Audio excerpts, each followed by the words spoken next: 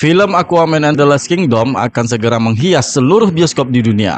Dengan diundurnya tanggal yang dipastikan akhirnya akan dirilis pada tanggal 22 Desember dan seperti biasa kita akan mendapatkan jatah terlebih dahulu untuk menontonnya. Nah, sebelum menonton filmnya, DC Comics membuat prequel komik Aquaman and the Lost Kingdom spesial, satu buah tie-in one shot komik yang menghubungkan sebelum filmnya dirilis, di mana komik tersebut terdiri dari 3 pokok pembahasan cerita. Cerita pertama mengenai Aquaman yang melakukan aksi heroiknya bersama 2 rekan Justice League-nya sebelum dia akhirnya memberitahu dia akan segera menikah. Cerita kedua akan mengungkapkan bagaimana peran Black Manta setelah kekalahannya di film Aquaman yang pertama dan menemukan surat wasiat dari ayahnya yang berharap akan menguasai lautan. Dan cerita ketiga akan mengungkapkan nasib Ocean Master alias Omarius yang terpenjara di kerajaan Deserters, kerajaan yang hilang di padang pasir gurun Sahara. Di sanalah dia dipenjara dan mencoba untuk melarikan diri. Nah, bagaimana cerita ini selengkapnya? Inilah ulasan cerita video komik Aquaman and the Lost Kingdom spesial. Semoga kalian menyukai cerita yang aku narasikan ini. Yeah.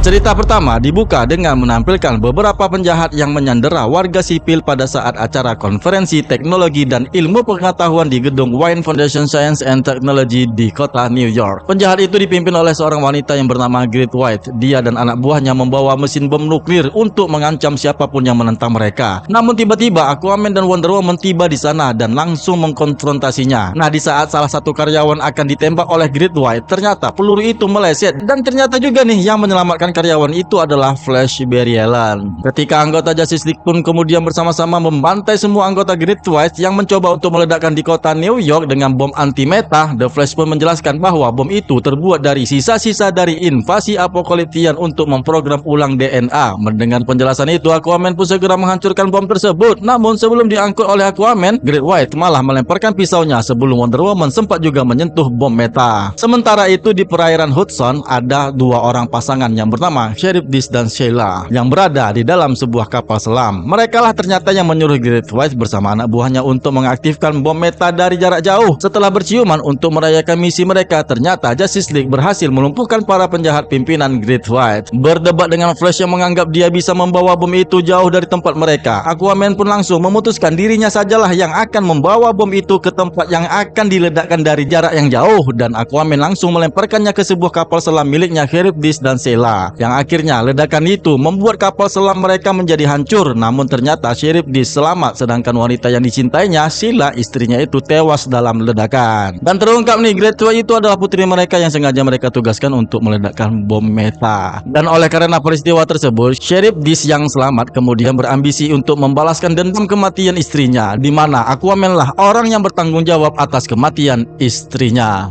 Setelah berhasil meringkus para penjahat, Aquaman pun pamit kepada kedua rekan Justice League-nya, Flash dan Wonder Woman. Dia mengatakan dia sedang melakukan persiapan pernikahannya dengan Mera. Mendengar ini, Flash Barry Allen menjadi terkejut, sedangkan si Wonder Woman terlihat biasa-biasa saja.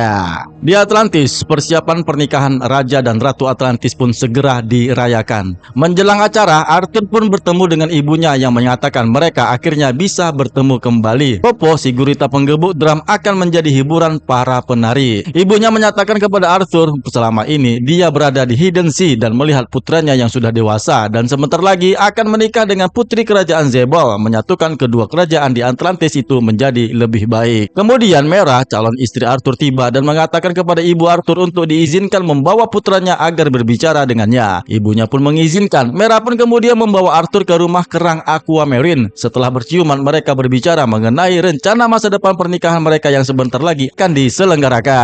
Nah, di saat Mera menyentuh dadanya si Arthur Curry, ya ternyata situ ada bekas luka. Tentu saja itu adalah bekas luka barusan tadi yang terjadi pada pertempuran dengan beberapa anggota pasukan dari Great White. Di mana Arthur pun kemudian menjelaskan luka itu di saat dia melawan beberapa penjahat yang akan meledakkan bom meta. Mera hanya merespon dengan Arthur yang nantinya akan menjadi raja. Tentu saja banyak beban tanggung jawab yang harus dilakukannya selain menjadi orang tua, mengurus kerajaan dan menjadi pahlawan di dunia daratan sebagai anggota Justice League. Dan Meskipun penjelasan Arthur kepada Mera akan menghadapi hidup mereka itu bersama-sama, apapun halangan dan rintangan yang akan terjadi nantinya, Mera dengan kecil hati pergi meninggalkan Arthur sambil mengungkapkan bahwa semua ini bukan hanya tentang mereka berdua saja. Melihat itu, Arthur menjadi bingung. Kenapa ya si Mera seperti itu? Berpindah ke jalanan Virginia, Great White dan komplotannya berhasil dibawa pihak keamanan. Dia bersama Troy, tangan kanannya, berdebat tentang kekalahan mereka yang melawan Justice League barusan. Namun tiba-tiba kendaraan petugas yang membawa mereka itu berhenti. Ketika dicek, ternyata Sheriff Dish yang selamat tadi itu sekarang memiliki kekuatan yang misterius. Belum terungkapkan apa rahasianya kenapa dia bisa memiliki kekuatan super power, di mana dia menyentuh Great White menjadi monster air. Dan kepada semua anggota yang ada di sana, dia mengajak mereka untuk menemukan Aquaman yang telah membunuh istrinya untuk dapat membalaskan dendamnya. Di Atlantis, Vulko sedang melatih kembali Arthur Curry dengan menggunakan tongkat yang berputar. Ya, seperti yang pernah diajarkannya lah pada film pertama Aquaman. Nah, di mana saat ini Arthur mengungkapkan kepada Vulko melihat Mera yang mengkhawatirkannya karena mereka sebentar lagi akan menikah. Di mana Mera menginginkan Arthur untuk segera berubah menjadi lebih baik lagi. Vulko menanggapi maksud si Mera itu artinya Arthur ya memang harus berubah menjadi lebih baik lagi lah ya. Sebelumnya itu kan dia tuh sering duduk di meja minuman, ya sekarang kan harus naik tahta menjadi raja di Atlantis. Nah, setelah mereka berbicara, Vulko pun mengatakan kepada Arthur, Atlana sedang memintanya untuk menyiapkan apapun untuk acara pernikahan Arthur dan Mera. Sedangkan Arthur pergi ke dunia daratan sebelum mereka berpencar dan mengajak Karatin untuk berkeliling di kawasan acara. Sebelum kita melanjutkan ceritanya, ada baiknya bagi teman-teman yang belum menekan tombol subscribe, ayo dukung channel DC Indonesia dengan menekan tombol subscribe-nya. Kebangkitan DC dimulai dari kalian. Di daratan, si Arthur bersama ayahnya, Tom Curry, bermain mini golf. Ayahnya berpesan, sebelum acara pernikahan putranya di lautan, dia berharap bisa melihat pestanya, bertemu dengan Superman dan minum bersama. Kembali lagi di Atlantis, pesta pernikahan Arthur dan Mera segera dilaksanakan. Tapi sepertinya Mera menjadi khawatir karena Arthur belum kunjung tiba. Tiba-tiba nih tempat mereka bergetar dan itu ternyata ada yang datang. Ternyata yang datang itu adalah Sheriff Dish dan anggotanya yang dia ubah menjadi makhluk lautan, datang dan menyerang mereka semua yang ada di Atlantis. Nah, tentu saja hal ini mendapat perlawanan dari orang Atlantis dan para pasukan Atlantis pun menyerang mereka. Yang ternyata Arthur pun tiba dan langsung mengkonfrontasi Sheriff Dish sebagai pemimpin serangan. Meskipun Mera dan ayahnya King Nereus juga menyerang orang-orang Sheriff Dish, Aquaman menghampiri monster hiu yang ada di antara mereka. Ketika dia membuka telepatinya, dia menyatakan orang itu bukan dari kalangan makhluk ikan hiu. Ternyata benar itu adalah Great White. Manusia hiu itu pun kemudian menjelaskan ini semua disebabkan oleh Sheriff Dish yang mengubahnya menjadi seperti itu. Dia dendam karena Aquaman telah membunuh istrinya atas perkara bom meta yang dia lepaskan di perairan sungai Hudson. Tiba-tiba terjadi gempa. Aquaman pun segera ke tempat asal gempa tersebut. Mera yang awalnya ingin ikut bersamanya malah dilarang oleh Vulko, yang akhirnya si Vulko lah yang pergi bersama Arthur untuk dapat menyelesaikan gempa di lumbung uap Atlantis. Namun sayang sekali ketika mereka sampai di lokasi gempa menemukan pusat gempa yang disabotasikan oleh Sheriff Dish, Vulko pun tertimpa batu karang sehingga membuatnya menjadi pingsan. Dan di saat itulah Aquaman yang berupaya untuk menyadarkan Vulko. Di saat itulah Sheriff Dish datang dan menyerang Aquaman. Pertempuran pun ya terjadi gedebam-gedebum, di mana Aquaman dengan tongkat Trisula Poseidon-nya, Sheriff Dish dengan tongkat staff Sheriff Dish-nya. Sheriff Dish menyatakan Aquaman tidak pernah memikirkan perasaan dan hati orang lain yang telah mengambil cinta dalam hidupnya. Di saat tangan Aquaman disentuh oleh Sheriff Dish menjadi berubah, dia menjadi marah dan bersemangat untuk membantai Sheriff Dish, yang akhirnya Sheriff Dish pun mengalah dan mundur dalam pertempuran. Kemudian Aquaman pun menghampiri tubuh Vulko yang pingsan, menggunakan telepatinya untuk memanggil bala bantuan dari ikan-ikan agar dapat membawanya kembali ke kerajaan. Dikarenakan di tahta itu sedang porak-poranda, maka pernikahan pun diadakan di daratan, tepatnya itu di mercusuar Curry. Kedua keluarga pun bergabung. Mera menikah dengan Arthur, Tom Curry bertemu dengan istrinya Atlana. Kebahagiaan mereka pun kemudian diabadikan sambil minum-minum di bar. Turut juga nih King Nereus yang juga ikut meramaikan. Sementara itu Vulko yang masih dirawat tidak bisa hadir dalam pernikahan Arthur dan Mera. Ternyata Sheriff Dish bersembunyi di sebuah karang di lautan, menyiapkan strategi untuk membantai Aquaman di kemudian hari. Beberapa saat kemudian Mera memberitahu Aquaman tentang dirinya yang sudah hamil. Yang selanjutnya cerita pun akan diungkapkan pada film Aquaman and the Lost Kingdom. Ya, sekarang kita masuk ke cerita kedua dari komik prequel Aquaman The Lost Kingdom spesial. Kali ini menceritakan kisah Black Manta.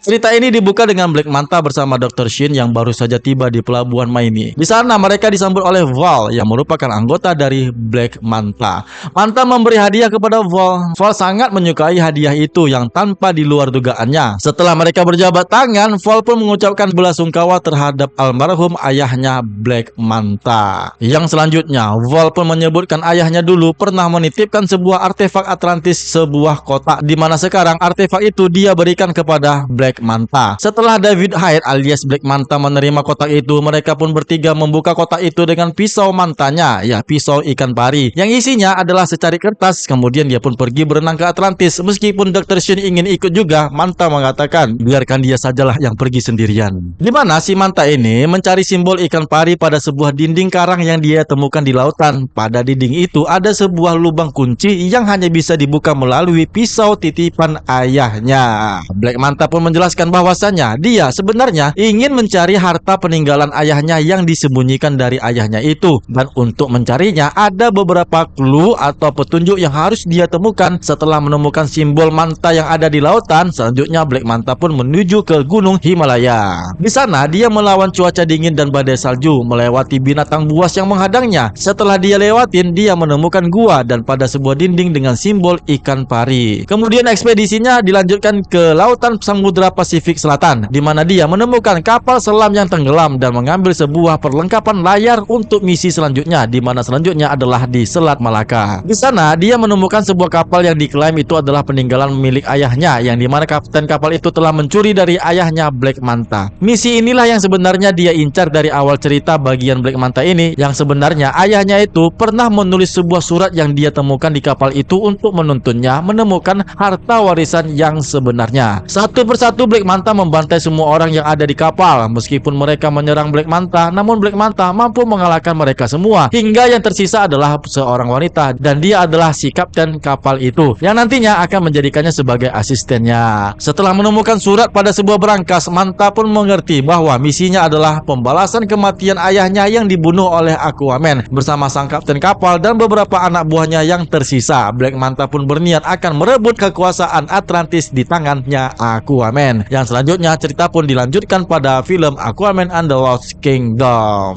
Nah, sekarang kita masuk ke cerita yang ketiga, ya, di mana di komik ini mengungkapkan bagaimana nasib Ormarius yang ditahan di kerajaan yang hilang dari 7 kerajaan Atlantis, yaitu Kingdom of Deserters. Cerita ini diawali beberapa adegan di masa lalu jayanya Ormarius sebagai penguasa lautan yang disebut Ocean Master. Dia diagungkan oleh semua rakyat Atlantis yang nantinya akan dinobatkan sebagai Raja Atlantis. Terlebih lagi tahta dan trisulanya itu adalah peninggalan dari ayahnya King Orvax. Padahal sekarang ini dia itu sedang berusaha untuk keluar dari kerajaan yang hilang, sebagaimana yang telah terjadi di film Aquaman yang pertama. Dia melakukan sabotase dan penyerangan untuk mengumpulkan 5 kerajaan dari 7 kerajaan Atlantis. Namun pada akhirnya apa yang dia lakukan adalah kesia-siaan, karena yang menghalangi jalannya sendiri adalah saudara tirinya Arthur Curry yang kelak akan menggesernya menjadi Raja Atlantis. Oleh karena beberapa kejadian yang melibatkannya harus membunuh raja dari Kingdom of Fisherman hingga menaklukkan King of Brain dari kerajaan Kingdom of Brain, sampai pada akhirnya pertempurannya dengan Aquaman, di mana juga ibunya Atlanta telah ditemukan di Hidden Sea sama Mera untuk mencari Trisula of Atlant yang mengasingkan diri karena tenggelamnya Atlantis. Nah, saat inilah di mana Ormarius yang berusaha untuk keluar dari kerajaan yang hilang, namun meskipun awalnya dia berhasil pada pintu pertama untuk melarikan diri, waduh, sia-sia sekali. Bertahun-tahun dia untuk melakukan pelarian di tahanannya itu sampai dia berewokan. Pada akhirnya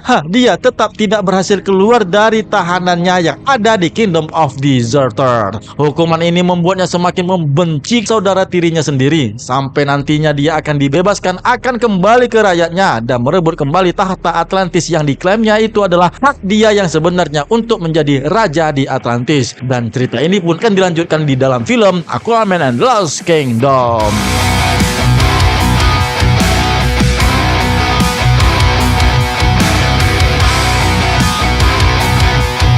Oke, sekarang kita pun mereview komiknya. Ya, jarang-jarang ya aku review komik-komik dari DC Comics ya. Tapi entah kenapa nih aku kali ini bisa membuat review sendiri tentang komiknya. Ya, seperti yang kita ketahui, komik ini wajib untuk dibaca, terlebih lagi para penggemar film DCU yang menjadi benang merah pada film Aquaman and the Lost Kingdom nantinya. Karakter yang ditampilkan pada 3 cerita komik ini sangat erat dengan film nantinya, karena bagaimanapun juga baik Aquaman, Black Manta, dan Omarius masing-masing punya harapan yang sama untuk memiliki tujuan mereka di masing-masing nantinya. Bagi aku sendiri ya, komik tie-in cerita yang paling menonjol di sini adalah perjuangan Black Manta, karena dia merupakan karakter yang sudah dendam dengan Aquaman akan kematian ayahnya. Komik tie-in pada cerita Aquaman di saat menjelang pernikahannya ini dengan si Merah, di mana dia secara tidak sengaja menciptakan penjahat yang lain lagi. Kali ini adalah seorang pembunuh bernama Charybdis bersama dengan istrinya Scylla. Mereka adalah dua pasangan kejahatan. Secara tidak sengaja dibunuh ketika Arthur Curry menangani bom anti-meta. Di mana Charybdis ini sekarang memiliki kekuatannya sendiri. Dia menjadi gila dan mengejar Aquaman untuk membalas dendam. Tapi ya, sampai sekarang ini kita belum tahu dari mana asal usul kekuatannya si Charybdis ini bisa menyentuh si Great White menjadi manusia ikan hiu gitu.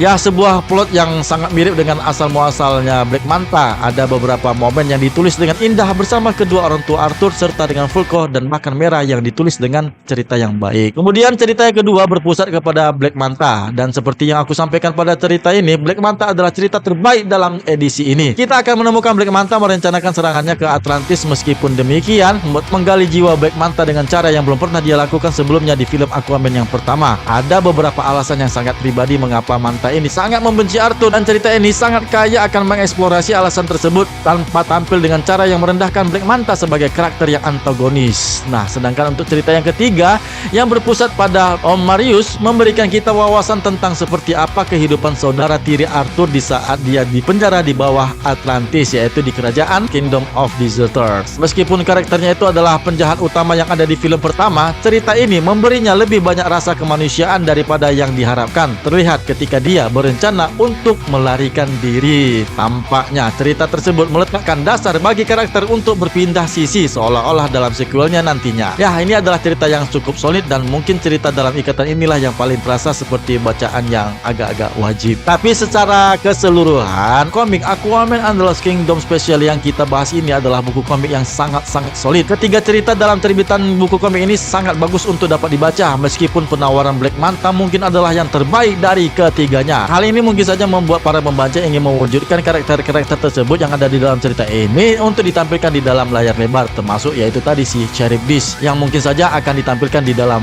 layar lebarnya. Ya, semoga saja. Bagaimana menurut kalian dengan cerita komik Aquaman and the Lost Kingdom yang kita bahas kali ini? Jangan lupa membeli komiknya untuk dapat kalian nikmati sendiri. Bagaimana pendapat kalian mengenai cerita komik ini? Tulis ya di kolom komentar. Kenalkan nama aku Jimmy Brainstorming. Sukses untuk kita semua. Salam DC Indonesia karena kita pecinta DC dari Indonesia. Salam DC Indonesia karena kita pecinta DC dari Indonesia. Jangan lupa subscribe. See you next time and bye.